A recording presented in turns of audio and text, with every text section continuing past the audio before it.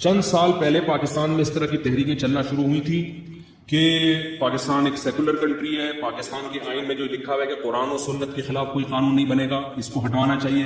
میں نے خود بیان سنا چیف آف آرمی کا، اس وقت غالباً راحیل تھے، انہوں نے بیان کیا کہ پاکستان میں یہ جو کانسیپٹ ہے نا کہ اسلامی کنٹری ہے، یہ پاکستان سے ختم کرنا ممکن نہیں۔ بڑا خاندانی بیان کیا تھا انہوں نے، اس لیے کہ میں اب آپ کو اپنے الفاظ میں ڈیفائن کرتا ہوں۔ اگر پاکستان میں آئین میں یہ نکال دیا جائے نا کہ یہ اسلامی نہیں ہے، قرآن و سنت اور اللہ کے تصور کو نکال دیں، تو پاکستان ایک سیکولر اسٹیٹ بن جائے گا۔ تو انڈیا بھی سیکولر اسٹیٹ ہے یا نہیں ہے؟ کہنے کی حد تک ہے یا نہیں ہے؟ تو پھر انڈیا بین الاقوامی عدالت میں جا سکتا ہے کہ ہمارے کنٹری کو دو حصوں میں توڑا گیا تھا اسلام کے نام پہ، جب یہ سیکولر اسٹیٹ ہے تو اب اس کو الگ وجود باقی رکھنے کا اس کے پاس جواز کیا ہو گیا؟ ختم۔ تو پاکستان ایک ایسا اسلامی کنٹری ہے کہ اس کے پاس اسلام کو ختم کرنے کا آپشن کیا ہو گیا؟ تو خاندانی ہونے کی علامت ہے یا نہیں ہے؟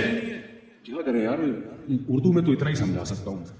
یعنی پاکستان ایسا خاندانی اسلامی ریاست ہے کہ اسلام سے پیچھے ہٹنے کا آپشن اس کے پاس ہے ہی نہیں۔ یہ اپنے وجود کو ختم کر دے گا اگر یہ سیکولر اسٹیٹ بن گیا۔ یہ تو ہمارے لیے فخر کی بات ہے۔ کیا خیال ہے بھائی؟ دیکھو ایک آدمی شریف ہے، اس کے پاس بدماش بننے کا آپشن ہی ختم ہو گیا، ایسے آدمی کو فوراً اپنی بیٹی دو گے کہ نہیں دو گے؟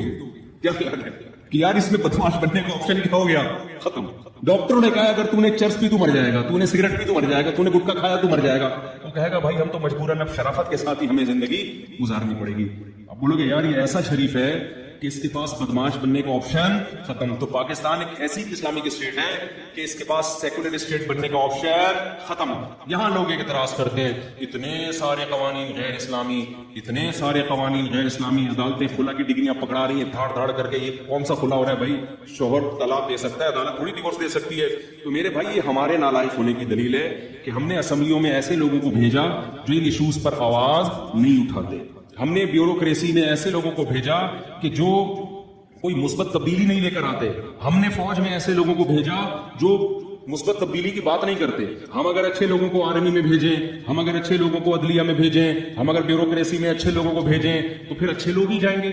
مذہبی لوگ سب چیزوں کا بائیکاٹ کر کے اپنے آپ کو مسجد مدرسے تک محدود رکھتے ہیں، سارا سسٹم چلا جاتا ہے لبرل لوگوں کے ہاتھوں میں۔ پھر وہ قرآن و سنت کے نام پہ یہ جو عدالتی خلا ہے نا، لیبل اس پہ قرآن و سنت کا لگا ہوا ہے۔ عدالت قرآنی آیتیں پڑھ پڑھ کے خلا کی ڈگری دے رہی ہوتی ہے۔ وَإِنْ خِفْتُمْ أَلَّا يُقِيمَا حُدُودَ اللَّهِ، یہ سورہ بقرہ کی آیت لکھی ہوئی ہوتی ہے خلا پہ کہ حدود اللہ پہ چونکہ ایکچولی قائم نہیں رہ سکتے لہٰذا میں ان کو طلاق دے رہا ہوں۔ ابے قائم نہیں رہ سکتے تو کہاں سے طلاق دے رہا ہے؟ تو لیبل سب قرآن و سنت ہی لگا ہوا ہے۔ ایک صاحب نے مجھے کہا نا کہ وہ جنہوں نے قل اللہ غلط پڑھی تھی، کون تھے وہ؟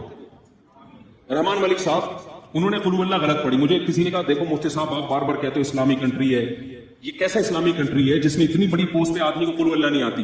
میں نے کہا یہ اسلامی کنٹری ہے جس کو قل اللہ نہیں آتی مجبور ہے قل اللہ پڑھنے پر۔ سمجھ میں آ رہی ہے بات؟ سسٹم کہہ رہا ہے قل اللہ پڑھنی پڑے گی آپ کو، بسم اللہ پڑھنی پڑے گی، تقریر کا آغاز بسم اللہ سے شروع کرنا ہے، قل اللہ پہ ختم کرنا ہے۔ سمجھ میں آ رہی ہے بات؟ جس کو نہیں بھی آتی وہ مجبوراً پڑھ رہا ہے۔ جب یہ الیکشن کے لیے سلیکشن ہو رہی تھی نا تو انٹرویوز ہو رہے تھے، سرگودا میں میں تھا تو الیکشن ہونے والے تھے، 20-25 سال پرانا واقعہ ہے۔ تو بہت سارے کینڈیڈیٹ جو آتے ہیں سلیکشن کے لیے تو ان کو پرمیشن ملتی ہے نا کہ آپ الیکشن میں کھڑے ہو سکتے ہیں۔ تو مجھے کسی سیاستدان نے بتایا یار مجھ سے اذان پوچھ رہے ہیں، اذان سناؤ۔ یہ کیوں پوچھ رہے ہیں؟ میں نے کہا آپ نے کیا ان سے، کہتے ہیں میں نے پوچھا یار مجھ سے اذان کیوں سن رہے ہو، میں تو الیکشن میں کھڑا ہو رہا ہوں۔ تو جو انٹرویو لینے والے نے کہا کمبخت تو اسلامی ملک کا سربراہ بننے جا رہا ہے، تجھے اذان بھی نہیں آتی کیا؟ تو شکر ہے دعائیں قنوت نہیں پوچھی، ورنہ کسی کی بھی سلیکشن نہیں ہوگی۔ تو اذان کا کیوں پوچھ رہے ہیں، کلمے کا کیوں پوچھ رہے ہیں؟ اس لیے کہ کمبخت تھوڑا سا تو شو کرنا کہ تو مسلمان ہے، کچھ تو بتا۔ آگے پھر یہ پوچھ لے کہ فجر کی اذان اور ظہر میں فرق کیا ہے، یہ تو پھر بہت ہی مشکل ہو جائے گا۔ تو پاکستان اسلامی کنٹری ہے، تھا اور انشاءاللہ رہے گا۔ باقی امپلیمنٹ اس لیے نہیں ہو رہا کہ جو بندے آگے جا رہے ہیں وہ چاہتے ہی نہیں ہیں۔ تو صحیح بندے جائیں گے تو قانون آپ کا ساتھ دے گا، لبرل لوگوں کا ساتھ نہیں دے گا۔ اب آپ بائیکاٹ کر کے الیکشن کا بائیکاٹ کر کے بیٹھ جاتے ہو، آپ اچھے لوگوں کو آگے نہیں لے کر آتے، آپ علماء کی مخالفت کرتے ہو، آپ جو بھی ملک کا کوئی خیر خواہ آتا ہے اس کی ٹانگیں کھینچ لیتے ہو۔ تو یہ ساری چیزیں جب آپ کے اندر ہوں گی تو اس میں آپ ہی ٹھیک نہیں ہو۔ تو اللہ نے تو قرآن میں کہہ دیا، واضح لفظوں میں 2 جگہ قرآن میں آتا ہے ان اللہ لا یغیر ما بقوم حتی یغیروا ما بانفسہم۔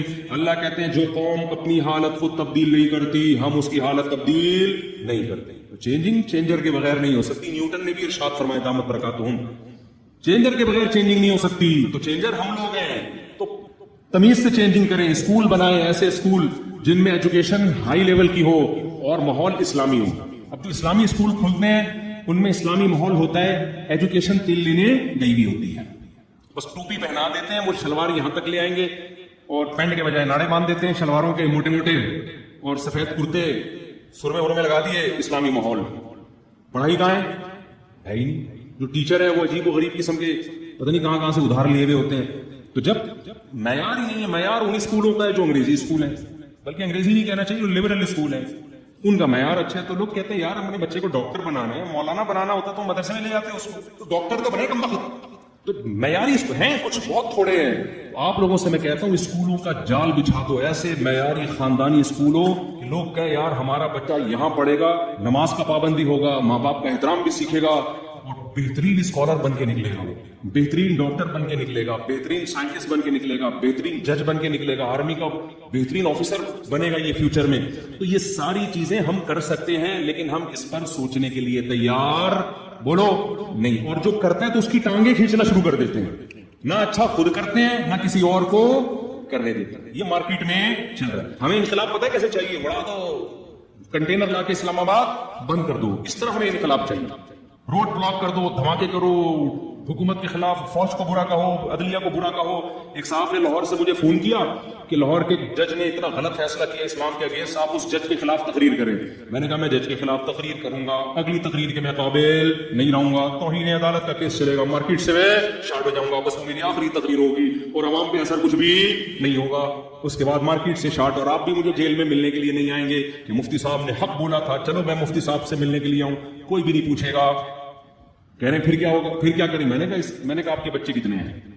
कह रहे मेरे 3 बेटे हैं। मैंने कहा तीनों को के बारे में फैसला करो, मैं इनको पाकिस्तान में सुप्रीम कोर्ट का जज बनाऊंगा तीनों को, और अभी से उनकी ट्रेनिंग शुरू करो, इंसान का बच्चा बनाओ, मजहब से मोहब्बत सिखाओ। मैंने कहा जब ये सुप्रीम कोर्ट के तीनों में से एक तो कामयाब हो जाएगा ना, सुप्रीम के नहीं तो हाई कोर्ट के तो बन जाएंगे। फिर मैंने कहा ये इंशाल्लाह गलत फैसला नहीं करेंगे। तो तब्दीली आ सकती है लेकिन तमीज से। वो तमीज मार्केट से क्या है? हम चाह रहे एकदम से यूं उड़ जाए सारा सिस्टम। और अच्छा लोग उसी मौलवी को कहते हैं जो फौज को गालियां दे रहा हो, अदालतों को गालियां दे रहा हो, हुक्मरानों को गालियां दे रहा हो, कह रहे हक परस्त आदमी है। वो भाई है तो कहे क्या? और वो तो जरूरी नहीं हक परस्त हो, बहुत सी बातें गलत इल्जाम भी लग रहे होते हैं, लेकिन क्या कर रहा है ये गालियां देके, रिजल्ट क्या निकल रहा है? रिजल्ट जीरो है, कोई फायदा नहीं होने वाला। काम करो काम, समझते हो?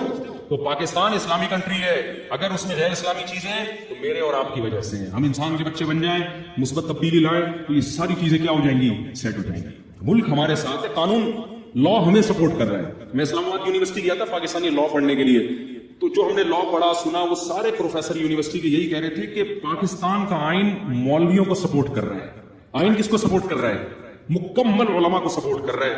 उलमा आगे आने के लिए तैयार नहीं, सपोर्ट मुकम्मल हमें आइन का, हम तैयार ही नहीं है। तमीज से जो एक प्रोसेस है उससे, उसके लिए आपको दीन का इल्म भी हासिल करना है, दुनिया की नॉलेज भी आपको हासिल करनी है। इनकलाब तो मेरे भाई इसी दोनों नॉलेज से